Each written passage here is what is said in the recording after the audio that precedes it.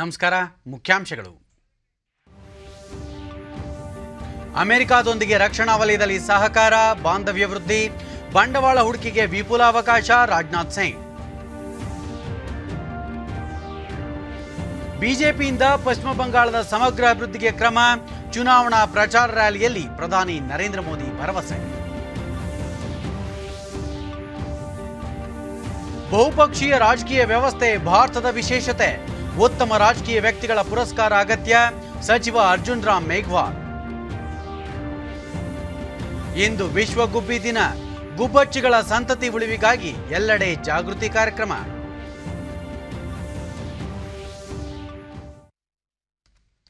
ವಾರ್ತೆಗಳ ವಿವರ. ಭಾರತ ಭೇಟಿಯಲ್ಲಿರುವ ಅಮೆರಿಕ ರಕ್ಷಣಾ ಕಾರ್ಯದರ್ಶಿ ಲಾರ್ಡ್ ಜೆ ಆಸ್ಟಿನ್ ದೆಹಲಿಯಲ್ಲಿಂದು ರಕ್ಷಣಾ ಸಚಿವ ರಾಜನಾಥ್ ಸಿಂಗ್ ಅವರನ್ನು ಭೇಟಿ ಮಾಡಿದರು. ಉಭಯ ದೇಶಗಳ ನಡುವಿನ ರಕ್ಷಣಾ ಸಹಕಾರ, ರಕ್ಷಣಾ ವಲಯದಲ್ಲಿ ಬಾಂಧವ್ಯ ವೃದ್ಧಿ, ಭಾರತ ಪೆಸಿಫಿಕ್ ಪ್ರಾಂತ್ಯದಲ್ಲಿ ಶಾಂತಿ ಮತ್ತು ಸುರಕ್ಷತೆಗೆ ಎರಡೂ ದೇಶಗಳ ಕೊಡುಗೆ ಮತ್ತಿತರ ವಿಷಯಗಳನ್ನು ಈ ವೇಳೆ ಚರ್ಚಿಸಲಾಯಿತು. ಈ ವೇಳೆ ರಕ್ಷಣಾ ಪಡೆಗಳ ಮುಖ್ಯಸ್ಥ ಜನರಲ್ ಬಿಪಿನ್ ರಾವತ್ ಹಾಗೂ 3 ಪಡೆಗಳ ಮುಖ್ಯಸ್ಥರು ಉಪಸ್ಥಿತರಿದ್ದರು. ಸಭೆಯ ನಂತರ ಜಂಟಿ ಹೇಳಿಕೆಯಲ್ಲಿ ಸಚಿವ ರಾಜನಾಥ್ ಸಿಂಗ್ ಇಂದಿನ ಸಭೆ ಸಂಪೂರ್ಣ ಮತ್ತು ಫಲಪ್ರದವಾಗಿದೆ ಎಂದರು. ಸಭೆಯಲ್ಲಿ ದ್ವಿಪಕ್ಷೀಯ ಮತ್ತು ಬಹುಪಕ್ಷೀಯ ಸಮರಾಭ್ಯಾಸಗಳ ಬಗ್ಗೆ ಪರಿಶೀಲಿಸಲಾಯಿತು. ಭಾರತೀಯ ಸೇನೆ, ಅಮೆರಿಕ, ಭಾರತ ಪೆಸಿಫಿಕ್ ಕಮಾಂಡ್ ಮತ್ತು ಆಫ್ರಿಕಾ ಕಮಾಂಡ್ ನಡುವೆ ಸಹಕಾರ ವೃದ್ಧಿಗೆ ಸಮ್ಮತಿಸಲಾಯಿತು. ಭಾರತ ಅಮೆರಿಕ ನಡುವಿನ ಜಾಗತಿಕ ಕಾರ್ಯತಂತ್ರ ಪಾಲುದಾರಿಕೆ ವೃದ್ಧಿಗೆ ಇಂದಿನ ಸಭೆ ಸಹಕಾರಿಯಾಗಿದೆ. ರಕ್ಷಣಾ ವಲಯಕ್ಕೆ ಸಂಬಂಧಿಸಿದ ಅನೇಕ ಪ್ರಮುಖ ವಿಷಯಗಳನ್ನು ರಕ್ಷಣಾ ಕ್ಷೇತ್ರದ ವಿವಿಧ ವಲಯಗಳಲ್ಲಿ ಸಹಕಾರ ಮತ್ತು ಬಾಂಧವ್ಯ ವೃದ್ಧಿ ಬಗ್ಗೆ ಚರ್ಚಿಸಲಾಯಿತು. ಭಾರತದಲ್ಲಿ ರಕ್ಷಣಾ ವಲಯದಲ್ಲಿ ಬಂಡವಾಳ ಹೂಡುವುದಕ್ಕೆ ಇರುವ ಅವಕಾಶಗಳ ಬಗ್ಗೆ ವಿವರಿಸಲಾಯಿತು ಎಂದರು. खुशी हो रही है कि सेक्रेटरी ऑस्टिन और उनके प्रतिनिधिमंडल के साथ हमारी बहुत कॉम्प्रिहेंसिव और फ्रूटफुल वार्ता हुई है. हम भारत अमेरिका के कॉम्प्रिहेंसिव ग्लोबल स्ट्रेटेजिक पार्टनरशिप की पूरी क्षमता को रियलाइज करने के लिए डिटरमिन्ड हैं. हमारी आज की बातचीत हमारे बीच वाइड रेंजिंग डिफेंस कोऑपरेशन और सर्विसेज के बीच expanding military to military engagement, information sharing और रक्षा के उभरते हुए क्षेत्रों में सहयोग और म्यूचुअल लॉजिस्टिक्स सपोर्ट पर केंद्रित थी. हमने हमारे बीच कई बाइलेटरल और मल्टीलेटरल एक्सरसाइजेज की समीक्षा की तथा हम इंडियन मिलिट्री और US Indo Pacific command, central command और अफ्रीका कमांड के बीच सहयोग बढ़ाने पर सहमत हुए हैं. हमारे बीच लेमोआ, कॉमकासा और बेका समझौते हो चुके हैं. यह स्वीकारते हुए हमने उनके फुल पोटेंशियल को रियलाइज करने के लिए आवश्यक कार्रवाई पर भी चर्चा की है. ಇದಕ್ಕೂ ಮುನ್ನ ದೆಹಲಿಯ ಯುದ್ಧ ಸ್ಮಾರಕಕ್ಕೆ ಭೇಟಿ ನೀಡಿದ ಲಾರ್ಡ್ ಜೆ ಆಸ್ಟಿನ್ ಗೌರವ ಸಲ್ಲಿಸಿ ಸಂದರ್ಶಕರ ಪುಸ್ತಕದಲ್ಲಿ ಸಹಿ ಮಾಡಿದರು. ಬಳಿಕ ವಿಜ್ಞಾನ ಭವನದ ಆವರಣದಲ್ಲಿ ಲಾರ್ಡ್ ಜೆ ಆಸ್ಟಿನ್ ಅವರು ವಿವಿಧ ಪಡೆಗಳಿಂದ ಗೌರವ ವಂದನೆ ಪಡೆದರು.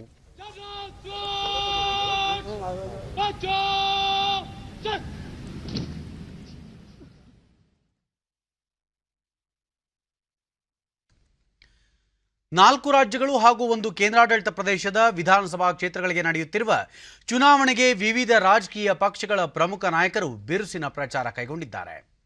ಪ್ರಧಾನಿ ನರೇಂದ್ರ ಮೋದಿ ಪಶ್ಚಿಮ ಬಂಗಾಳದ ಖರಗ್ಪುರದಲ್ಲಿ ಬೃಹತ್ ಸಾರ್ವಜನಿಕ ಸಭೆಯನ್ನುದ್ದೇಶಿಸಿ ಪಶ್ಚಿಮ ಬಂಗಾಳ 70 ವರ್ಷಗಳಿಂದ ವಿವಿಧ ಪಕ್ಷಗಳ ಆಡಳಿತದಲ್ಲಿ ತೀವ್ರ ಹಿಂದುಳಿದಿದೆ.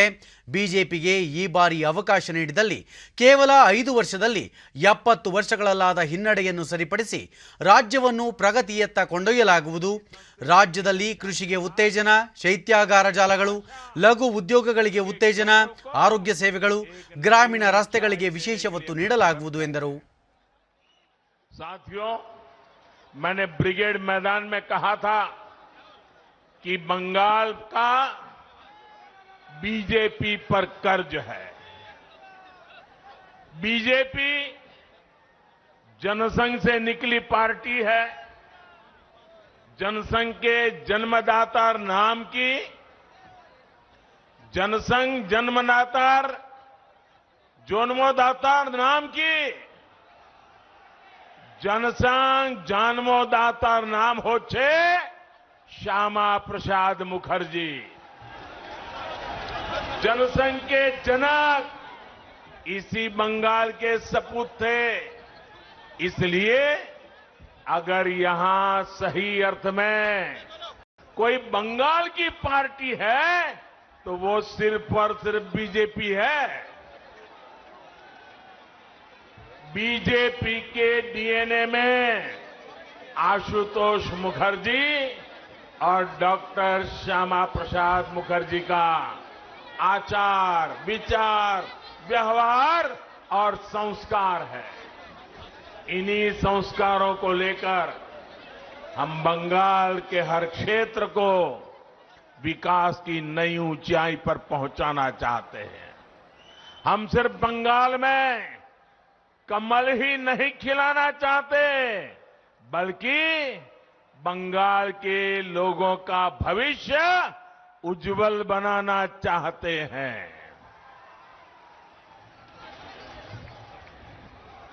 के स्टार प्रचारक और ಪಶ್ಚಿಮ ಬಂಗಾಳ ಮುಖ್ಯಮಂತ್ರಿ ಹಾಗೂ ಟಿಎಂಸಿ ವರಿಷ್ಠೆ ಮಮತಾ ಬ್ಯಾನರ್ಜಿ ಸಹ ಹಲ್ದಿಯಾ, ಖೇಜೂರಿ ಮತ್ತು ಪಾನ್ಸ್ಕುರಾ ಈ 3 ಸ್ಥಳಗಳಲ್ಲಿ ರ್ಯಾಲಿ ಉದ್ದೇಶಿಸಿ ಭಾಷಣ ಮಾಡಲಿದ್ದಾರೆ. ಪಶ್ಚಿಮ ಬಂಗಾಳದಲ್ಲಿ ಇದೇ 27ರಂದು 30 ಕ್ಷೇತ್ರಗಳಲ್ಲಿ ಮೊದಲ ಹಂತದ ಚುನಾವಣೆ ನಡೆಯಲಿದ್ದು, ಏಪ್ರಿಲ್ 1ರಂದು ಎರಡನೇ ಹಂತದ 30 ಕ್ಷೇತ್ರಗಳಿಗೆ मतदान ನಡೆಯಲಿದೆ. मेदिनीपुर की विधानसभा सीटों पर पहले और दूसरे चरण में मतदान होने हैं। नंदीग्राम की सीट पर भी दूसरे चरण में मतदान होगा। दोनों ही चरण की 30 सीटों पर मतदाता 27 और 1 अप्रैल को उम्मीदवारों के भाग्य का फैसला करेगा। ಕೋವಿಡ್-19 ಲಸಿಕೆ ಸುರಕ್ಷಿತವಾಗಿದೆ ಎಂದು ಮತ್ತೊಮ್ಮೆ ಪುನರುಚ್ಚರಿಸಿರುವ ಕೇಂದ್ರ ಸರ್ಕಾರ ಇದರ ದಕ್ಷತೆಯ ಬಗ್ಗೆ ಯಾರಿಗೂ ಅನುಮಾನ ಬೇಡ ಎಂದು ಹೇಳಿದೆ. ಲೋಕಸಭೆಯ ಪ್ರಶ್ನೋತ್ತರ ಕಲಾಪದಲ್ಲಿ ನಿನ್ನೆ ಪೂರಕ ಪ್ರಶ್ನೆಗೆ ಉತ್ತರ ನೀಡಿದ ಆರೋಗ್ಯ ಮತ್ತು ಕುಟುಂಬ ಕಲ್ಯಾಣ ಸಚಿವ ಡಾಕ್ಟರ್ ಹರ್ಷವರ್ಧನ್, ಜನರಿಗೆ ಲಸಿಕೆ ನೀಡುವ ಮುನ್ನ ವಿವಿಧ ಹಂತಗಳಲ್ಲಿ ಅದನ್ನು ಪರಿಶೀಲಿಸಿ ಪ್ರಯೋಗ ಮಾಡಿ ಆನಂತರ ತಜ್ಞರ ಸಮಿತಿ ಲಸಿಕೆ ಬಳಕೆಗೆ ಅನುಮತಿ ನೀಡಿದೆ ಎಂದು ಹೇಳಿದರು. ದೇಶದಲ್ಲಿ ಇದುವರೆಗೂ ಲಸಿಕೆ ಪಡೆದ ಕೆಲವು ಮಂದಿಗೆ ಮಾತ್ರ ಸಣ್ಣ ಪುಟ್ಟ ಅಡ್ಡ ಪರಿಣಾಮಗಳನ್ನು ಬೀರಿದೆ. ಅದನ್ನು ಹೊರತುಪಡಿಸಿ ಯಾವುದೇ ಗಂಭೀರ ಸ್ವರೂಪದ ಸಮಸ್ಯೆ ಆಗಿಲ್ಲ. ಹೀಗಾಗಿ ಜನರು ಸ್ವಯಂ ಪ್ರೇರಿತರಾಗಿ ಲಸಿಕೆ ಪಡೆಯಬೇಕು ಎಂದು ಅವರು ಮನವಿ ಮಾಡಿದರು. ವಿಶ್ವದ ಅತಿದೊಡ್ಡ ಕೋವಿಡ್-19 ಲಸಿಕಾ ಅಭಿಯಾನ ಆರಂಭಿಸಿರುವ ಭಾರತ ಇದುವರೆಗೆ 4 ಕೋಟಿ ಲಸಿಕೆಗಳನ್ನು ನೀಡುವ ಮೂಲಕ ಕೋವಿಡ್ ವಿರುದ್ಧದ ಹೋರಾಟದಲ್ಲಿ ಮಹತ್ವದ ಮೈಲುಗಲ್ಲು ಸಾಧಿಸಿದೆ. ನಿನ್ನೆ ಸಂಜೆ 7 ಗಂಟೆಯವರೆಗೆ ದೇಶದಲ್ಲಿ ಒಟ್ಟು 4,55,978 ಲಸಿಕೆ ನೀಡಲಾಗಿದೆ. ವಿಶ್ವದ ಇತರ ದೇಶಗಳಿಗೆ ಹೋಲಿಸಿದರೆ ಅತಿ ಹೆಚ್ಚಿನ ಲಸಿಕೆ ನೀಡಿರುವ ಸಾಧನೆ ಭಾರತದ್ದಾಗಿದೆ.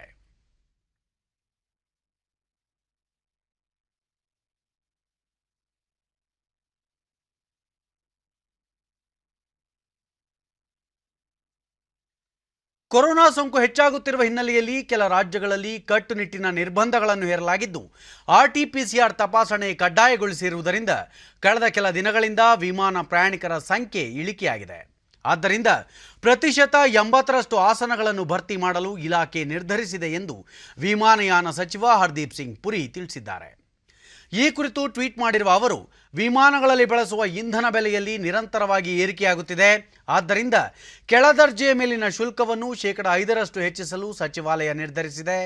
ಮೇಲ್ದರ್ಜೆಯ ಶುಲ್ಕವನ್ನು ಯಥಾಸ್ಥಿತಿ ಕಾಯ್ದುಕೊಳ್ಳಲಾಗುವುದು. ದೈನಂದಿನ ಪ್ರಯಾಣಿಕರ ಸಂಖ್ಯೆ 3.5 ಲಕ್ಷ ದಾಟಿದರೆ 100% ಪ್ರಯಾಣಿಕರ ಸಂಚಾರಕ್ಕೆ ಅವಕಾಶ ಕಲ್ಪಿಸಲಾಗುವುದು ಎಂದು ತಿಳಿಸಿದ್ದಾರೆ.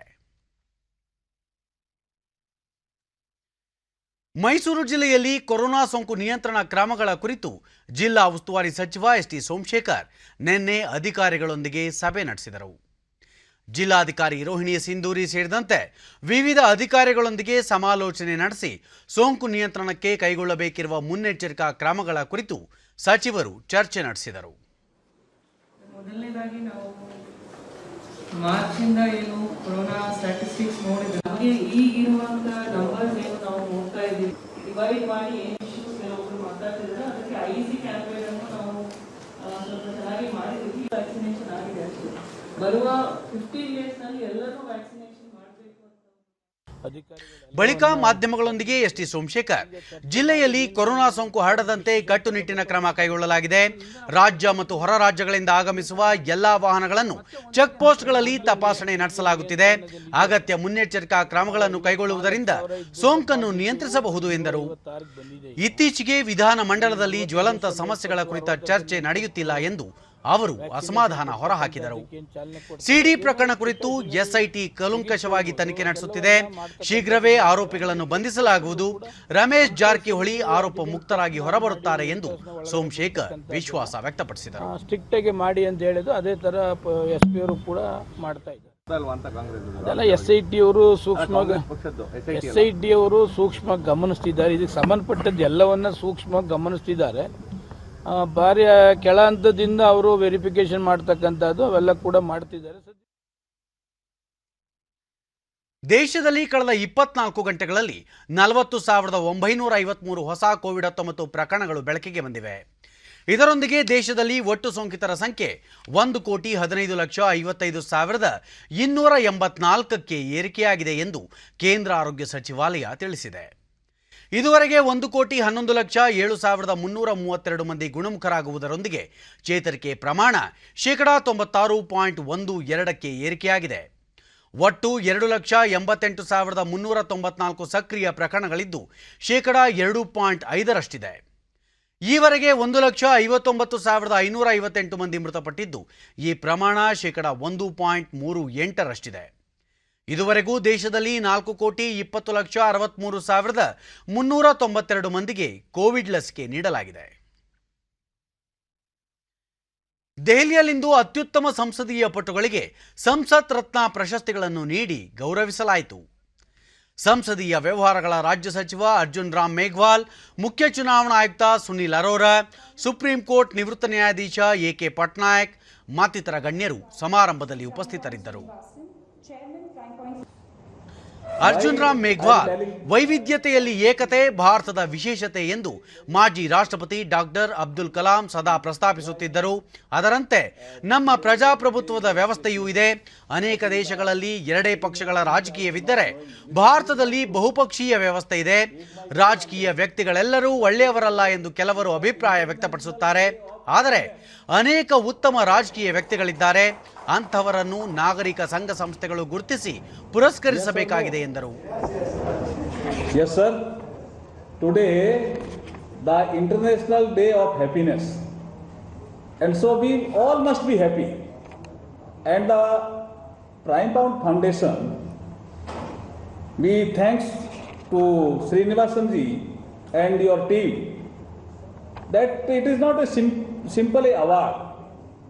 You are appreciating them. That is why the happiness index in their life will definitely improve. I think so. The moment they will get the award, the happiness index in his life or her life definitely will improve. ರಾಷ್ಟ್ರಪತಿ ರಾಮನಾಥ್ ಕೋವಿಂದ್ ಅವರು ಇಂದಿನಿಂದ 3 ದಿನಗಳ ಕಾಲ ಒಡಿಶಾಗೆ ಭೇಟಿ ನೀಡಲಿದ್ದಾರೆ. ಸಂಜೆ ಭುವನೇಶ್ವರ್ ತಲುಪಲಿರುವ ಅವರು ವಿವಿಧ ಕಾರ್ಯಕ್ರಮಗಳಲ್ಲಿ ಭಾಗವಹಿಸಲಿದ್ದಾರೆ. ನಾಳೆ ನಡೆಯಲಿರುವ ರೂರ್ಕೆಲಾದ ರಾಷ್ಟ್ರೀಯ ತಂತ್ರಜ್ಞಾನ ಸಂಸ್ಥೆ NITಯ 18ನೇ ಘಟಿಕೋತ್ಸವದಲ್ಲಿ ಭಾಗವಹಿಸಲಿದ್ದಾರೆ. ಅಲ್ಲದೆ ರೂರ್ಕೆಲಾ ಉಕ್ಕಿನ ಸ್ಥಾವರದಲ್ಲಿ ಸೂಪರ್ ಸ್ಪೆಷಾಲಿಟಿ ಆಸ್ಪತ್ರೆಯೊಂದನ್ನು ಸಹ ರಾಷ್ಟ್ರಪತಿಯವರು ಉದ್ಘಾಟಿಸಲಿದ್ದಾರೆ. ಸೋಮವಾರ ದೆಹಲಿಗೆ ಹಿಂತಿರುಗುವ ಮುನ್ನ ರಾಮನಾಥ್ ಕೋವಿಂದ್ ಅವರು ಕೋನಾರ್ಕ್ನಲ್ಲಿ ಭಾರತೀಯ ತೈಲ ಪ್ರತಿಷ್ಠಾನ ಟ್ರಸ್ಟ್ ಇಂಟರ್ಪ್ರಿಟೇಷನ್ ಕೇಂದ್ರಕ್ಕೂ ಭೇಟಿ ನೀಡಲಿದ್ದಾರೆ.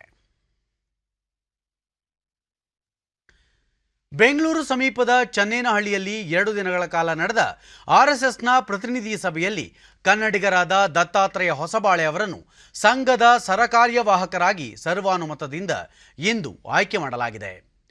ಕಳೆದ ಹಲವು ದಶಕಗಳಿಂದ ಸಂಘದಲ್ಲಿ ಹಲವು ಮಹತ್ವದ ಹುದ್ದೆಗಳಲ್ಲಿ ಯಶಸ್ವಿಯಾಗಿ ಕಾರ್ಯನಿರ್ವಹಿಸಿದ ಹೊಸಬಾಳೆ ಅವರ ಸೇವೆಯನ್ನು ಗುರುತಿಸಿ ಸರಕಾರ್ಯವಾಹಕರಾಗಿ ಆಯ್ಕೆ ಮಾಡಲಾಗಿದೆ.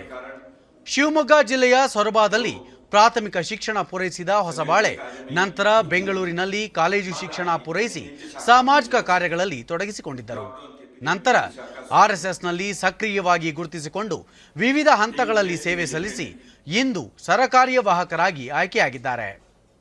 ಇದೇ ಸಂದರ್ಭದಲ್ಲಿ ಮಾತನಾಡಿದ ದತ್ತಾತ್ರೇಯ ಹೊಸಬಾಳೆ, ಕೋವಿಡ್-19 ಸಂಕಷ್ಟದ ಸಮಯದಲ್ಲಿ ಸೋಂಕು ನಿಯಂತ್ರಿಸುವಲ್ಲಿ RSS ಕಾರ್ಯಕರ್ತರು ಮಹತ್ವದ ಪಾತ್ರ ವಹಿಸಿದ್ದಾರೆ. ಸಮಾಜ ಸೇವೆಗೆ ಲಭಿಸಿದ ಸಣ್ಣ ಅವಕಾಶವನ್ನು ಕಾರ್ಯಕರ್ತರು ಸದುಪಯೋಗಪಡಿಸಿಕೊಂಡು ತಮ್ಮದೇ ಆದ ಕೊಡುಗೆ ನೀಡಿದ್ದಾರೆ ಎಂದು ಸ್ಮರಿಸಿದರು. Each and every citizen of this country was expected to follow all the regulations and SOPs which were in operation during the trying period of covid. Naturally संघ के कार्य के एक नया आयाम हम लोगों को ध्यान में आया। घर में रहकर भी संघ के नित्य के कार्य करने के यानी कार्यकर्तापन को, स्वयंसेवकत्व को जागृत रखने का, क्रियाशील रखने का कार्य स्वयंसेवकों ने देश भर में किए, लेकिन सामाजिक दायित्व को भी उन्होंने निभाया। परसों डॉक्टर मनमोहन वैद्य जी ने आपके सम्मुख इस विषय के संदर्भ में उन्होंने कहा है, स्वयंसेवकों ने इस महामारी के संकट में समाज की सेवा भी की, समाज के सहयोग के साथ सबकी सेवा की। ಅಪೌಷ್ಟಿಕತೆಯಿಂದ ಬಳಲುತ್ತಿರುವ ಮಕ್ಕಳಿಗೆ ಪೌಷ್ಟಿಕತೆ ನೀಡುವ ಮತ್ತು ತಾಯಿ ಮಗುವಿನ ಬೆಳವಣಿಗೆಯಲ್ಲಿ ಪೌಷ್ಟಿಕ ಆಹಾರಗಳ ಮಹತ್ವವನ್ನು ಪರಿಚಯಿಸುವ ಕೇಂದ್ರ ಸರ್ಕಾರದ ಪೋಷಣ್ ಪಕ್ವಾಡ್ ಯೋಜನೆ ಶಿವಮೊಗ್ಗ ಜಿಲ್ಲೆಯಲ್ಲಿ ಯಶಸ್ವಿಯಾಗಿ ಅನುಷ್ಠಾನಗೊಳ್ಳುತ್ತಿದೆ. ಅಪೌಷ್ಟಿಕತೆ ಹರಡುವಿಕೆ, ಅದರ ಪರಿಣಾಮ, ಆಯುಷ್ ತತ್ವಗಳ ಬಳಕೆ ಮೂಲಕ ಮಕ್ಕಳ ಪೋಷಣೆ ಪಾಲನೆಯ ಬಗ್ಗೆ ಗರ್ಭಿಣಿ ಮತ್ತು ಬಾಣಂತಿಯರಿಗೆ ಅರಿವು ಮೂಡಿಸಲು ಜಿಲ್ಲೆಯಲ್ಲಿ ಇದೇ 16ರಿಂದ 31ರವರೆಗೆ ಪೋಷಣ್ ಪಕ್ವಾಡ್ ಅಭಿಯಾನ ಹಮ್ಮಿಕೊಂಡಿದ್ದು ಜನರಿಂದ ಉತ್ತಮ ಪ್ರತಿಕ್ರಿಯೆ ವ್ಯಕ್ತವಾಗಿದೆ. ಜಿಲ್ಲೆಯ ವಿವಿಧ ಅಂಗನವಾಡಿಗಳಲ್ಲಿ ತರಕಾರಿ ಹಾಗೂ ವಿವಿಧ ಪೌಷ್ಟಿಕಾಂಶಗಳನ್ನು ನೀಡುವ ಹಣ್ಣಿನ ಬೀಜಗಳನ್ನು ತಾಯಿ ಹಾಗೂ ಮಕ್ಕಳ ಕೈಯಿಂದ ನೆಡುವ ಕಾರ್ಯಕ್ರಮ ಆಯೋಜಿಸಲಾಗುತ್ತಿದೆ. ಅಲ್ಲದೆ ಸಸಿಗಳಿಗೆ ರಸಗೊಬ್ಬರ ಹಾಗೂ ನೀರುಣಿಸುವ ಕಾರ್ಯವೂ ನಡೆಯುತ್ತಿದ್ದು, ಗ್ರಾಮ ಪಂಚಾಯತ್ ಮತ್ತು ನ್ಯಾಷನಲ್ ಸೀಡ್ಸ್ ಕಾರ್ಪೊರೇಷನ್ ಲಿಮಿಟೆಡ್ ತರಕಾರಿ ಬೀಜಗಳನ್ನು ನೀಡಿ ಯೋಜನೆಯ ಯಶಸ್ಸಿಗೆ ಸಹಕರಿಸುತ್ತಿದೆ.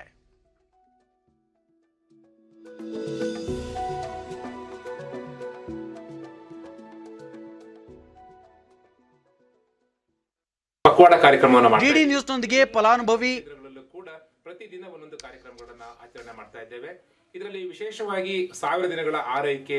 ಸ್ಥಳೀಯರಾದ ಮೋಹನ್ ಕುಮಾರ್ ತಾಯಿ ಮಗುವಿನ ಪೋಷಣೆ ಪಾಲನೆ ಕುರಿತು ರೂಪಿಸಿರುವ ಉಪಯುಕ್ತ ಯೋಜನೆಗಳನ್ನು ಫಲಾನುಭವಿಗಳಿಗೆ ತಲುಪಿಸುವ ಕೆಲಸ ಉತ್ತಮವಾಗಿ ನಡೆಯುತ್ತಿದೆ ಎಂದರು. ಕಡ್ಡಾಯವಾಗಿ ಪಾಲನೆ ಮಾಡಿಕೊಂಡು ನಾವಿಲ್ಲಿ ಗಿಡ ನಡೆಸ್ತಕ್ಕಂಥದ್ದು, ಹಾಗೆಯೇ ಪೋಷಣೆ ರಥ ಅಂತ ಮಟ್ಟಿಯಲ್ಲಿ ಮಾಡಿ ಅವ್ರನ್ನ ಜಾಥಾಗಳಲ್ಲಿ ಕರ್ಕೊಂಡು ಹೋಗ್ತಕ್ಕಂಥದ್ದು, ಹಾಗೆ ಆ ಸಂದರ್ಭದಲ್ಲಿ ಸಾಮಾಜಿಕ ಅಂತರವನ್ನು ಕಾಪಾಡಿಕೊಳ್ತಕ್ಕಂಥದ್ದು ಮತ್ತು ಮಾಸ್ಕ್ಗಳನ್ನು ಧರಿಸಿಕೊಂಡು ನಾವು ಕೋವಿಡ್ ನಿಯಮಗಳನ್ನು ಕಡ್ಡಾಯ ಪಾಲನೆ ಮಾಡಿಕೊಂಡು ಈ ಪೋಷಣ್ ಪಕ್ವಾಡ ಕಾರ್ಯಕ್ರಮಗಳನ್ನು ಮಾರ್ಗಸೂಚಿ ಅನ್ವಯ ನಾವು ಮಾಡ್ತಾ ಇದ್ದೇವೆ. ಈ 15 ದಿನಗಳ ಕಾರ್ಯಕ್ರಮ ಅಪೌಷ್ಟಿಕ ಶಿವಮೊಗ್ಗ ಸಿಡಿಪಿಒ ಎನ್ ಚಂದ್ರಪ್ಪ, ಕೇಂದ್ರ ಸರ್ಕಾರದ ಮಹತ್ವಾಕಾಂಕ್ಷಿ ಯೋಜನೆ ಜಿಲ್ಲೆಯಲ್ಲಿ ವ್ಯವಸ್ಥಿತವಾಗಿ ನಡೆಯುತ್ತಿದ್ದು ಜನರಿಂದ ಉತ್ತಮ ಸ್ಪಂದನೆ ವ್ಯಕ್ತವಾಗುತ್ತಿದೆ ಎಂದರು.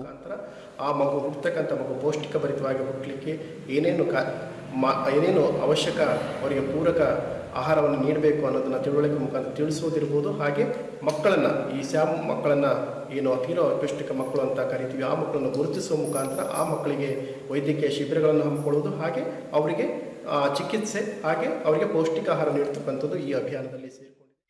ಕೇಂದ್ರ ಸರ್ಕಾರದ ಪೋಷಣ್ ಪಕ್ವಾಡ್ ಆ ಯೋಜನೆಯಲ್ಲಿ ಸಸಿ ಬೀಜ ಹಾಕುವಂತ ಒಂದು ಕಾರ್ಯಕ್ರಮ. ಸ್ಥಳೀಯರಾದ ಮೋಹನ್ ಕುಮಾರ್ ತಾಯಿ ಮಗುವಿನ ಪೋಷಣೆ ಪಾಲನೆ ಕುರಿತು ರೂಪಿಸಿರುವ ಉಪಯುಕ್ತ ಯೋಜನೆಗಳನ್ನು ಫಲಾನುಭವಿಗಳಿಗೆ ತಲುಪಿಸುವ ಕೆಲಸ ಉತ್ತಮವಾಗಿ ನಡೆಯುತ್ತಿದೆ ಎಂದರು. ಮಾಡಿ ಪೋಷಕರಿಗೆ, ಮಕ್ಕಳಿಗೆ, ಮತ್ತೆ ನಮ್ಮಲ್ಲಿ ಇರೋಂಥ ಅಂಗನವಾಡಿ ಕಾರ್ಯಕರ್ತೆಯರು, ಮೇಲ್ವಿಚಾರಕರು, ಮತ್ತೆ ನಮ್ಮ ಶಿಶು ಮಕ್ಕಳ ಕಲ್ಯಾಣಾಭಿವೃದ್ಧಿ ಇಲಾಖೆ ಅಧಿಕಾರಿಗಳು ಆದ ಚಂದ್ರಪ್ಪನವರು ಸಹ ಬಹಳ ಸಹಕಾರ ಕೊಡ್ತಾ ಇದ್ದಾರೆ.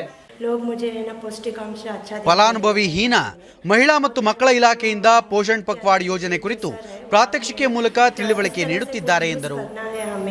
और ड्राई फ्रूट्स, फिर है ना भाजी वगैरह ऐसा अच्छा खाने के लिए और हम ना माहिती दे के जा रहे हैं. और हमें आंगनवाड़ी वाले हैं ना बहुत ही है ना हेल्प करते हैं. ಫಲಾನುಭವಿ ಉಷಾ ಕೇಂದ್ರ ಸರ್ಕಾರದ ಈ ಯೋಜನೆಯಡಿ ತಾವು ಅಗತ್ಯ ಸೌಲಭ್ಯ ಪಡೆಯುತ್ತಿರುವುದಾಗಿ ತಿಳಿಸಿದರು. ಭಾರತ ಸರ್ಕಾರ ಪೋಷಣೆ ಅಭಿವೃದ್ಧಿಗಾಗಿ, ಮಕ್ಕಳ ಪೋಷಣೆ ಅಭಿವೃದ್ಧಿಗೋಸ್ಕರ ಈ ಕಾರ್ಯಕ್ರಮವನ್ನು ಹಮ್ಮಿಕೊಂಡಿದ್ದಾರೆ. ಇದು ಮಕ್ಕಳ ಅಭಿವೃದ್ಧಿಗಾಗಿ ಪೌಷ್ಟಿಕಾಂಶತೆಯನ್ನು ಮಕ್ಕಳಿಗೆ ಕೊಡುವ ಪ್ರಯುಕ್ತವಾಗಿ ಈ ಕಾರ್ಯಕ್ರಮವನ್ನು ಹಮ್ಮಿಕೊಂಡಿದ್ದಾರೆ. ಕುಮಾರಿ ಮೇಘಶ್ರೀ ಅಂಗನವಾಡಿಯಲ್ಲಿ ನೆಟ್ಟಿರುವ ತರಕಾರಿ ಹಾಗೂ ಹೂವಿನ ಗಿಡಗಳಿಗೆ ತಾವು ನಿತ್ಯವೂ ನೀರು ಹಾಕುವುದಾಗಿ ಹೇಳಿದರು. ದಿನ ನೀರು ಹಾಕ್ತೀವಿ, ತರಕಾರಿ ಬೆಳಿತೀವಿ. ರೈತರು ತಮ್ಮ ಅಗತ್ಯಗಳನ್ನು ಪೂರೈಸಿಕೊಳ್ಳಲು ಹಾಗೂ ಖಾಸಗಿ ಬ್ಯಾಂಕ್ಗಳ ಸಾಲದ ಸುಳಿಗೆ ಸಿಲುಕದಿರಲು ಲೇವಾದೇವಿಗಾರರ ಕಪಿಮುಷ್ಟಿಯಿಂದ ತಪ್ಪಿಸಿಕೊಳ್ಳಲು ಕೋಲಾರ ಜಿಲ್ಲೆಯ ಹೂಳೂರು ಗ್ರಾಮದ ರೈತರು ತಮ್ಮದೇ ಆದ ವ್ಯವಸ್ಥೆಯೊಂದನ್ನು ಮಾಡಿಕೊಂಡು ಇತರ ರೈತರಿಗೆ ಮಾದರಿಯಾಗಿದ್ದಾರೆ. ಹೋಳೂರು ಭಾಗದ ರೈತರು ಆರಂಭಿಸಿರುವ ರೈತ ಉತ್ಪಾದಕ ಕೇಂದ್ರ ಕಳೆದ 4 ವರ್ಷಗಳಿಂದ ರೈತರ ಏಳಿಗೆಗಾಗಿ ಶ್ರಮಿಸುತ್ತಿದೆ. ಪ್ರತಿ ಹಳ್ಳಿಗಳಲ್ಲಿ 15ರಿಂದ 20 ಜನರು ಸೇರಿ ಸಂಘ ಕಟ್ಟಿಕೊಂಡು 15 ದಿನಕ್ಕೊಮ್ಮೆ ಸಭೆ ನಡೆಸಿ ಉಳಿತಾಯ ಮಾಡಿದ ಹಣ ಸಂಗ್ರಹಿಸಿ ಆ ಹಣವನ್ನು ಇತರ ರೈತರಿಗೆ ಅತಿ ಕಡಿಮೆ ಬಡ್ಡಿ ದರದಲ್ಲಿ ಸಾಲ ನೀಡುವ ಮೂಲಕ ಕೃಷಿ ಚಟುವಟಿಕೆಗಳಿಗೆ ನೆರವು ನೀಡುತ್ತಿದ್ದಾರೆ.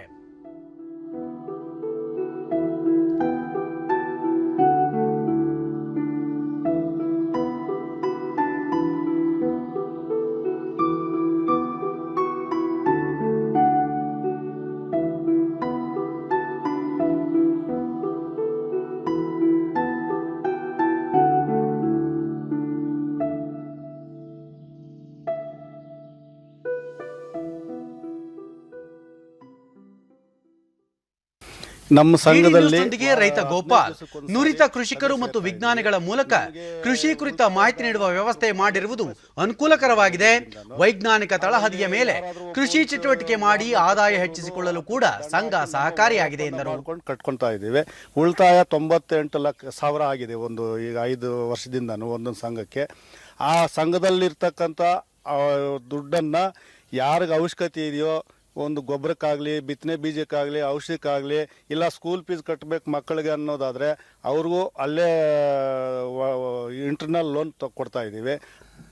ಮತ್ತೋರ್ವ ರೈತ ಶ್ರೀರಾಮ ರೆಡ್ಡಿ ಕಳೆದ 4 ವರ್ಷಗಳಿಂದ ಸಂಘದ ಅಧ್ಯಕ್ಷನಾಗಿ ಸೇವೆ ಸಲ್ಲಿಸುತ್ತಿದ್ದು, ರೈತರ ಕೃಷಿ ಚಟುವಟಿಕೆಗೆ ಬೇಕಾದ ಪರಿಕರಗಳನ್ನು ಕಡಿಮೆ ದರದಲ್ಲಿ ನೀಡುವ ಮೂಲಕ ನೆರವು ನೀಡಲಾಗಿದ್ದು, ಮುಂದಿನ ದಿನಗಳಲ್ಲಿ ಸಂಘದ ಕಾರ್ಯಚಟುವಟಿಕೆಗಳನ್ನು ವಿಸ್ತರಿಸಿ ಹೆಚ್ಚಿನ ರೈತರಿಗೆ ನೆರವಾಗುವ ಉದ್ದೇಶ ಹೊಂದಲಾಗಿದೆ ಎಂದು ಮಾಹಿತಿ ನೀಡಿದರು. ಬರ್ತಾರೆ, ಏನು ರೋಗ ರುಜಿನಗಳಿದೆ ಅದಕ್ಕಾಗಿಯೇ ಒಂದು ಔಷಧಿ ಕೊಡ್ತಾರೆ. ಅದರಿಂದ ಫುಲ್ ನಮಗೆ ಇದಾಗಿ ಲಾಭವಾಗಿದೆ. ಈ ಟ್ರ್ಯಾಕ್ಟರ್ಗಳಲ್ಲೇ ಬೇರೆಯವರು ಬಂದು ಉತ್ಬಿಟ್ಟು ಈ ಅವರುಗಳಿದ್ದಿಲ್ದಾರ ಇದು ಮಾಡ್ತಾಯಿದ್ರು. ಇದರಲ್ಲಿ ಉಳಿತಾಯವಾಗ್ತದೆ. ಉತ್ತರ ಕನ್ನಡ ಜಿಲ್ಲೆಯಲ್ಲಿ ಸ್ವಚ್ಛ ಭಾರತ ಮಿಷನ್ ಯೋಜನೆಯಡಿ ಹಸಿ ಹಾಗೂ ಒಣ ತ್ಯಾಜ್ಯ ವಿಲೇವಾರಿ ಘಟಕಗಳನ್ನು ಸ್ಥಾಪಿಸಿದ್ದು ಉತ್ತಮವಾಗಿ ಕಾರ್ಯನಿರ್ವಹಿಸುತ್ತಿವೆ. ಕಸ ವಿಲೇವಾರಿ ಹಾಗೂ ಸ್ವಚ್ಛತೆ ಕಾಪಾಡುವ ದೃಷ್ಟಿಯಿಂದ ಕಾರವಾರ ತಾಲೂಕಿನ ಈ ಯೋಜನೆ ಅನುಷ್ಠಾನಗೊಳಿಸಿದ್ದು 44 ಘಟಕಗಳಲ್ಲಿ 31 ಕಸ ವಿಲೇವಾರಿ ಘಟಕಗಳು ಕಾರ್ಯನಿರ್ವಹಿಸುತ್ತಿವೆ. ಜಿಲ್ಲಾ ಪಂಚಾಯತ್ ಸಿಬ್ಬಂದಿ ಮನೆ ಮನೆಗೆ ಹೋಗಿ ಕಸ ಸಂಗ್ರಹಿಸುತ್ತಿದ್ದು, ಆ ಕಸವನ್ನು ಸ್ವಸಹಾಯ ಗುಂಪಿನ ಮಹಿಳೆಯರು ವಿಂಗಡಣೆ ಮಾಡಿ ಸಾವಯವ ಗೊಬ್ಬರ ತಯಾರಿಸಿ ರೈತರಿಗೆ ಹಾಗೂ ಸಂಬಂಧಪಟ್ಟ ಇಲಾಖೆಗೆ ಪೂರೈಸುತ್ತಿದ್ದಾರೆ. ದೊಡ್ಡ ಸಮಸ್ಯೆಯಾಗಿ ಪರಿಣಮಿಸಿದ್ದ ಕಸ ವಿಲೇವಾರಿ ಈಗ ಸುಗಮವಾಗಿದ್ದು ರಾಜ್ಯಕ್ಕೆ ಮಾದರಿಯಾಗಿದೆ. ಜೊತೆಗೆ ಸ್ವಚ್ಛತೆಯ ಬಗ್ಗೆ ಈಗ ಸ್ಥಳೀಯರಲ್ಲೂ ಅರಿವು ಮೂಡಿದ್ದು, ಸಾವಯವ ಗೊಬ್ಬರದಿಂದ ಜಿಲ್ಲಾ ಪಂಚಾಯತ್ಗೆ ಆದಾಯವೂ ಬರುತ್ತಿದೆ.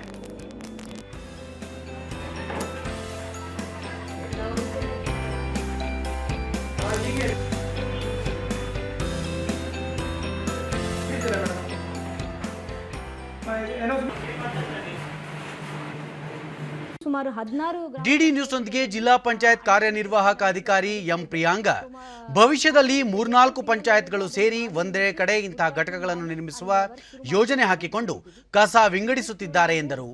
ಕ್ಲಸ್ಟರ್ ಅಪ್ರೋಚ್ ಅಂತ 3-4 ಗ್ರಾಮ ಪಂಚಾಯತ್ಗಳು ಸೇರಿ ಒಂದೇ ಕಡೆ ಘನತ್ಯಾಜ್ಯ ವಿಲೇವಾರಿ ಘಟಕ ಮಾಡುವ ಮಾಡೆಲನ್ನು ಕೂಡ ಶುರು ಮಾಡಿದ್ದೀವಿ. ನಮ್ಮಲ್ಲಿ ಒಂದು DPR ಆಲ್ರೆಡಿ ಅಪ್ರೂವ್ ಆಗಿದೆ. ಸುಮಾರು 13 ಟೈಪ್ ಒಂದು 3-4 ಗ್ರಾಮ ಪಂಚಾಯತ್ಗೆ ಸೇರಿ ಒಂದೇ ಕಡೆ ಕಸ ವಿಲೇವಾರಿ ಘಟಕ ಮಾಡುವ ಇದನ್ನು ಪ್ಲಾನ್ ಮಾಡಿಕೊಂಡಿದ್ದೀವಿ. ಕಳೆದ ಸಾಲಿನಲ್ಲಿ ಕಾರವಾರ ತಾಲೂಕು ಪಂಚಾಯತ್ ಕಾರ್ಯನಿರ್ವಹಣಾಧಿಕಾರಿ ಆನಂದ್ ಕುಮಾರ ಬಾಲಪ್ಪ ಈ ಕಸದಿಂದ ತಯಾರಿಸುವ ಗೊಬ್ಬರ ವಿಲೇವಾರಿಯಿಂದ ಆದಾಯ ದೊರೆಯುತ್ತಿದೆ ಎಂದು ಹೇಳಿದರು. ಅದರ ವಾರ್ಷಿಕ ನಿರ್ವಹಣೆಗೂ ಕೂಡ ನಮಗೆ 88,000 ನಿರ್ವಹಣೆಗೆ ಹಣ ಬೇಕಾಗುತ್ತೆ. ಬಟ್ ಅದರಿಂದ ನಮಗೆ ಬಂದಂಥ ಆದಾಯ ಕೂಡ ಅಂದರೆ ಕಸ ವಿಲೇವಾರಿ ವಿಂಗಡಣೆ ಮಾಡಿ ಮತ್ತು ಬೇರ್ಪಡಿಸಿ ನಾವು ಅದರಿಂದ ಬಂದಿರತಕ್ಕಂಥ ಆದಾಯ ಸುಮಾರು 88,000 ಕೂಡ ಬರ್ತಾ ಇದೆ. ಚಿತ್ತಾಕುಲ ಗ್ರಾಮ ಪಂಚಾಯತ್ ಅಭಿವೃದ್ಧಿ ಅಧಿಕಾರಿ ರಾಜೇಶ್ ನಾಯ್ಕ ಈ ಘಟಕಗಳ ಸ್ಥಾಪನೆಯಿಂದ ಸ್ವಸಹಾಯ ಗುಂಪುಗಳ ಮಹಿಳೆಯರಿಗೂ ಸಹಾಯವಾಗುತ್ತಿದೆ. ರಾಜ್ಯದಲ್ಲಿ ಇದೊಂದು ಮಾದರಿ ಪಂಚಾಯತ್ ಎಂಬ ಹೆಗ್ಗಳಿಕೆಗೆ ಪಾತ್ರವಾಗಿದೆ ಎಂದರು. ಅನುಕೂಲವಾಗುತ್ತೆ. ಜನರಿಗೆ ನಾವು ತಿಳುವಳಿಕೆ ನೀಡಿದ ಮೇಲೆ ಈಗ ಹಂತ ಹಂತವಾಗಿ ಅದು ಮಿಕ್ಸ್ ಆಗಿ ಬರೋದು ಕಡಿಮೆ ಆಗಿದೆ. ಈಗ ಒಣಕಸ ಮತ್ತು ಹಸಿ ಕಸ ಪ್ರತ್ಯೇಕವಾಗಿ ಬರೋದ್ರಿಂದ ಈಗ ಈ ಒಣಕಸವನ್ನ ಪ್ರತ್ಯೇಕ ಮಾಡಿ ಇಡ್ತಾ ಇದೀವಿ. ಸ್ಥಳೀಯರಾದ ರೇಷ್ಮಾ ಮೊದಲು ಜನರು ಕಂಡಲ್ಲಿ ಕಸ ಎಸೆಯುತ್ತಿದ್ದರು, ಈಗ ಗ್ರಾಮದಲ್ಲಿ ಸ್ವಚ್ಛತೆ ಕಾಣುತ್ತಿದೆ ಎಂದು ಸಂತಸ ವ್ಯಕ್ತಪಡಿಸಿದರು. ಮತ್ತೆ ಏನು ತೊಂದರೆ ಇಲ್ಲ, ಎಲ್ಲರೂ ಸರಿ ಮಾಡ್ಕೊಂಡು ಎಲ್ಲರೂ ಮನೆಗೆ ಬಂದ್ಕೊಂಡು ಸರಿ ತಗೊಂಡು ಹೋಗ್ತಾರೆ. ಈಗ ಎಲ್ಲ ಸರಿ ಮಾಡ್ತಾರೆ. ಈಗ ಚಲೋ ಆಗಿದೆ. ಈಗ ಎಲ್ಲ ಚಲೋ ಕಾಣ್ತೀವಿ. ಈಗ ದೇಶದ 25 ರಾಜ್ಯ ಮತ್ತು ಕೇಂದ್ರಾಡಳಿತ ಪ್ರದೇಶಗಳ ಕೇಂದ್ರ ಸರ್ಕಾರದ ವಿವಿಧ ಇಲಾಖಾ ಕಚೇರಿಗಳ ಮೇಲೆ ಸಿಬಿಐ ಅಧಿಕಾರಿಗಳು ದಾಳಿ ಮಾಡಿ ತಪಾಸಣೆ ನಡೆಸಿದ್ದಾರೆ. ಭ್ರಷ್ಟಾಚಾರ ಕುರಿತು ದೂರುಗಳು ಕೇಳಿಬಂದ ಹಿನ್ನೆಲೆಯಲ್ಲಿ ಏಕಕಾಲಕ್ಕೆ ದೇಶಾದ್ಯಂತ ಕಾರ್ಯಾಚರಣೆ ನಡೆಸಿರುವ ಸಿಬಿಐ ತಂಡ ರೈಲ್ವೆ ಇಲಾಖೆ, BSNL, food corporation, Indian oil, military engineering ವಿಭಾಗ ಸೇರಿದಂತೆ ವಿವಿಧ ಕಚೇರಿಗಳ ಮೇಲೆ ದಾಳಿ ನಡೆಸಿ ದಾಖಲೆಗಳ ಪರಿಶೀಲನೆ ನಡೆಸುತ್ತಿದೆ. ಅಹಮದಾಬಾದ್, ಗೋವಾ, ಬೆಂಗಳೂರು, ಮುಂಬೈ, ಹೈದರಾಬಾದ್, ವಿಶಾಖಪಟ್ಟಣಂ ಸೇರಿದಂತೆ ದೇಶದ ವಿವಿಧ ನಗರಗಳ ಕಚೇರಿಗಳಲ್ಲಿ ಪರಿಶೀಲನೆ ನಡೆಯುತ್ತಿದೆ.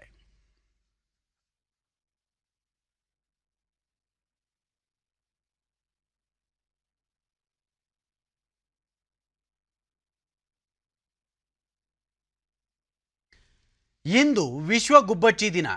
ಗುಬ್ಬಚ್ಚಿ ಪದವೇ ಮನಗಳಿಗೆ ಮುದ ನೀಡುತ್ತದೆ. ಪ್ರತಿ ಮನೆಯ ಅಂಗಳದಲ್ಲಿ ಚಿಲಿಪಿಲಿ ಸದ್ದುಗಳೊಂದಿಗೆ ನಮ್ಮ ಜೀವನದಲ್ಲಿ ಹಾಸುಹೊಕ್ಕಾಗಿರುವ ಗುಬ್ಬಿಗಳು ಇಂದು ತಮ್ಮ ಅಸ್ತಿತ್ವಕ್ಕಾಗಿ ಹೋರಾಟ ನಡೆಸಿವೆ. ಮನೆಯ ಮಹಡಿಯಲ್ಲಿ ವಾಸಸ್ಥಾನ ಮಾಡಿಕೊಂಡು ಮನುಷ್ಯನ ಒಡನಾಡಿಯಾಗಿ ಬದುಕುತ್ತಿದ್ದ ಗುಬ್ಬಿಗಳು ಕಾಂಕ್ರೀಟ್ ಮನೆಗಳಿಂದ ವಾಸಕ್ಕೆ ಕಷ್ಟವಾಗಿ ಮರೆಯಾಗುತ್ತಿವೆ. ಮನುಷ್ಯರು ಉಪಯೋಗಿಸುವ ದವಸ ಧಾನ್ಯಗಳೇ ಈ ಗುಬ್ಬಿಗಳ ಆಹಾರವಾಗಿದ್ದು, ಗ್ರಾಮೀಣ ಭಾಗದಲ್ಲಿ ಹೆಚ್ಚಿನ ಪ್ರಮಾಣದಲ್ಲಿ ಗುಬ್ಬಿಗಳು ಕಂಡುಬರುತ್ತವೆ. ಆದರೆ ಇತ್ತೀಚಿನ ದಿನಗಳಲ್ಲಿ ಗುಬ್ಬಿಗಳ ಸಂಖ್ಯೆ ಕ್ಷೀಣಿಸುತ್ತಿರುವುದು ಪಕ್ಷಿ ಪ್ರಿಯರಲ್ಲಿ ಆತಂಕವನ್ನುಂಟು ಮಾಡಿದೆ. ಗುಬ್ಬಿಗಳ ಸಂತತಿಯ ಉಳಿವಿಗಾಗಿ ಇತ್ತೀಚಿನ ದಿನಗಳಲ್ಲಿ ಜಾಗೃತಿ ಕಾರ್ಯಕ್ರಮಗಳು ಆರಂಭಗೊಂಡಿದೆ. ಪರಿಸರದಲ್ಲಿ ಸಮತೋಲನ ಕಾಪಾಡಲು ಗುಬ್ಬಿಗಳ ಅವಶ್ಯಕತೆಯು ಮಹತ್ವದ್ದಾಗಿದ್ದು, ಅವುಗಳ ಸಂತತಿಯ ಉಳಿವಿಗೆ ಪ್ರತಿಯೊಬ್ಬರೂ ಪಣ ತೊಡುವ ಅಗತ್ಯವಿದೆ. 2010ರಿಂದ ಮಾರ್ಚ್ 20ರಂದು ವಿಶ್ವ ಗುಬ್ಬಿ ದಿನವನ್ನು ಆಚರಿಸಿಕೊಂಡು ಬರಲಾಗುತ್ತಿದೆ. ಈ ಆಚರಣೆ ಗುಬ್ಬಚ್ಚಿಯನ್ನು ಮಾತ್ರ ಉಳಿಸುವ ಸಂಚಲನವಾಗಿರದೆ ನಶಿಸುತ್ತಿರುವ ಎಲ್ಲ ಜೀವ ವೈವಿಧ್ಯಗಳ ಸಹಜ ಪರಿಸರವನ್ನು ಕಾಪಾಡುವ ಕುರಿತು ಸಾರ್ವಜನಿಕರಲ್ಲಿ ಅರಿವು ಮೂಡಿಸುವ ಪ್ರಮುಖ ಉದ್ದೇಶ ಹೊಂದಿದೆ. ಬೇಸಿಗೆ ಕಾಲದಲ್ಲಿ ದಾಹ ತೀರಿಸಿಕೊಳ್ಳಲು ಜನರು ಎಳನೀರು, ಮಜ್ಜಿಗೆ ಮತ್ತು ತಂಪು ಪಾನೀಯಗಳ ಮೊರೆ ಹೋಗುತ್ತಾರೆ. ಆದರೆ ಪ್ರಾಣಿ ಪಕ್ಷಿಗಳು ಹನಿ ನೀರಿಗೂ ಪರದಾಡುತ್ತವೆ. ಇದನ್ನು ಅರಿತ ಚಿತ್ರದುರ್ಗ ಜಿಲ್ಲೆಯ ಹಿರಿಯೂರು ಮತ್ತು ಮೊಳಕಾಲ್ಮೂರು ದೇಶಪಾಂಡೆ ಫೌಂಡೇಶನ್ ವಿದ್ಯಾರ್ಥಿಗಳು ವಿನೂತನ ಪ್ರಯತ್ನದ ಮೂಲಕ ಹಕ್ಕಿಗಳಿಗೆ ನೀರು ಮತ್ತು ಆಹಾರ ಒದಗಿಸಲು ಮುಂದಾಗಿದ್ದಾರೆ. ಖಾಲಿಯಾದ ಅಡುಗೆ ಎಣ್ಣೆಯ ಟಿನ್ ಡಬ್ಬಗಳನ್ನು ಬಳಸಿ ತಯಾರಿಸಿದ ಬರ್ಡ್ ಫೀಡರ್ಗಳನ್ನು ಕಾಲೇಜು ಆವರಣದಲ್ಲಿನ ಮರಗಳಿಗೆ ಅಳವಡಿಸಿ ಅದರಲ್ಲಿ ಕಾಳುಗಳು ಮತ್ತು ನೀರನ್ನು ಹಾಕಿ ಪಕ್ಷಿಗಳಿಗೆ ಆಹಾರ ಮತ್ತು ನೀರಿಗೆ ಸಹಕಾರಿಯಾಗುವಂತೆ ಮಾಡಲಾಗಿದೆ.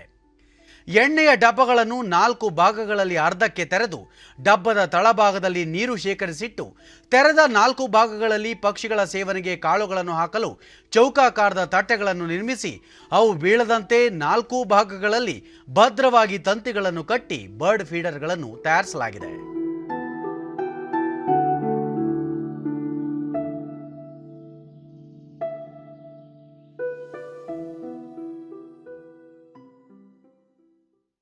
ಅದಕ್ಕೆ ನಾನು ಡಿಡಿ ನ್ಯೂಸ್ನೊಂದಿಗೆ ಪಾಲಿಟೆಕ್ನಿಕ್ ವಿದ್ಯಾರ್ಥಿ ಸೋಲೋಮಾನ್ ಬೇಸಿಗೆ ಸಂದರ್ಭದಲ್ಲಿ ಪಕ್ಷಿಗಳಿಗೆ ಅನುಕೂಲವಾಗಲಿ ಎಂಬ ಕಾರಣಕ್ಕೆ ಸ್ನೇಹಿತರ ಜೊತೆಗೂಡಿ ಈ ಬರ್ಡ್ ಫೀಡರ್ಗಳನ್ನು ತಯಾರಿಸಿದ್ದಾಗಿ ತಿಳಿಸಿದರು. ಜ್ಯೂಸು ಮತ್ತೆ ಎಳ್ನೀರು ಬೇಕಾಗುತ್ತದೋ ಅದೇ ರೀತಿಯಲ್ಲಿ ಪಕ್ಷಿಗಳು ಅಷ್ಟಕ್ಕೊಂದೇನು ತಿನ್ನುವುದಿಲ್ಲ.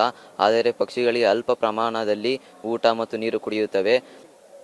ನಾವು ಈ ಟಿನ್ನಲ್ಲಿ ಏನಕ್ಕೆ ಮಾಡಿದ್ದೀವಿ ಅಂದರೆ, ಈ ಟಿನ್ನಲ್ಲಿ ನಾವು ಸೆಂಟ್ರಿಗೆ ನೀರು ಹಾಕ್ಬೋದು, ಆ ಸೈಡಿಗೆಲ್ಲ ಕಾಳನ್ನು ಹಾಕಿದಾಗ ಪಕ್ಷಿಗಳು ಬಂದು ಆರಾಮಾಗಿ ಕುತ್ಕೊಂಡು ತಿಂದು ಕಾಳುಗಳೆಲ್ಲ ತಿಂದು ನೀರನ್ನು ಕುಡಿಬೋದು.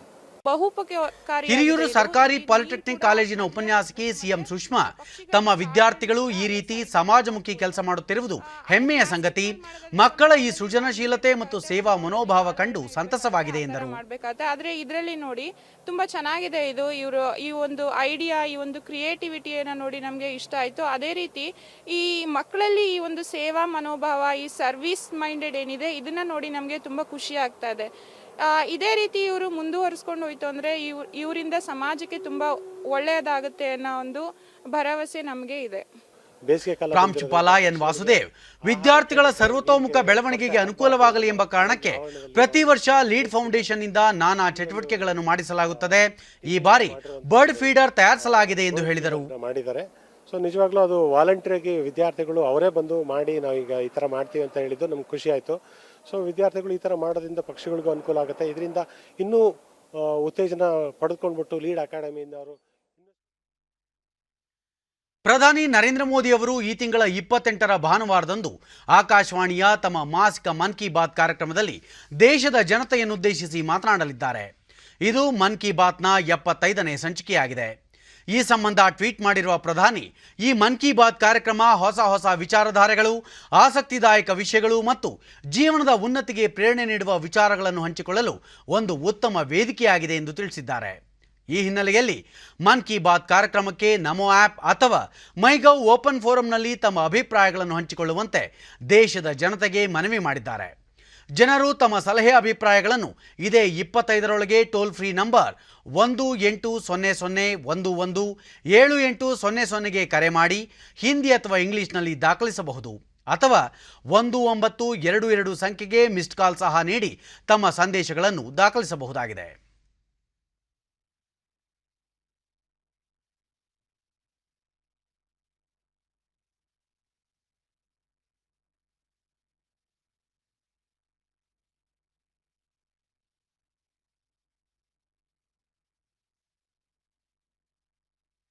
ಕೊನೆಯಲ್ಲಿ ಮತ್ತೊಮ್ಮೆ ಮುಖ್ಯಾಂಶಗಳು. ಅಮೆರಿಕಾದೊಂದಿಗೆ ರಕ್ಷಣಾ ವಲಯದಲ್ಲಿ ಸಹಕಾರ, ಬಾಂಧವ್ಯ ವೃದ್ಧಿ, ಬಂಡವಾಳ ಹೂಡಿಕೆಗೆ ವಿಪುಲ ಅವಕಾಶ, ರಾಜನಾಥ್ ಸಿಂಗ್. ಬಿಜೆಪಿಯಿಂದ ಪಶ್ಚಿಮ ಬಂಗಾಳದ ಸಮಗ್ರ ಅಭಿವೃದ್ಧಿಗೆ ಕ್ರಮ, ಚುನಾವಣಾ ಪ್ರಚಾರ ರ್ಯಾಲಿಯಲ್ಲಿ ಪ್ರಧಾನಿ ನರೇಂದ್ರ ಮೋದಿ ಭರವಸೆ. ಬಹುಪಕ್ಷೀಯ ರಾಜಕೀಯ ವ್ಯವಸ್ಥೆ ಭಾರತದ ವಿಶೇಷತೆ, ಉತ್ತಮ ರಾಜಕೀಯ ವ್ಯಕ್ತಿಗಳ ಪುರಸ್ಕಾರ ಅಗತ್ಯ, ಸಚಿವ ಅರ್ಜುನ್ ರಾಮ್ ಮೇಘ್ವಾಲ್. ಇಂದು ವಿಶ್ವ ಗುಬ್ಬಿ ದಿನ, ಗುಬ್ಬಚ್ಚಿಗಳ ಸಂತತಿ ಉಳಿವಿಗಾಗಿ ಎಲ್ಲೆಡೆ ಜಾಗೃತಿ ಕಾರ್ಯಕ್ರಮ.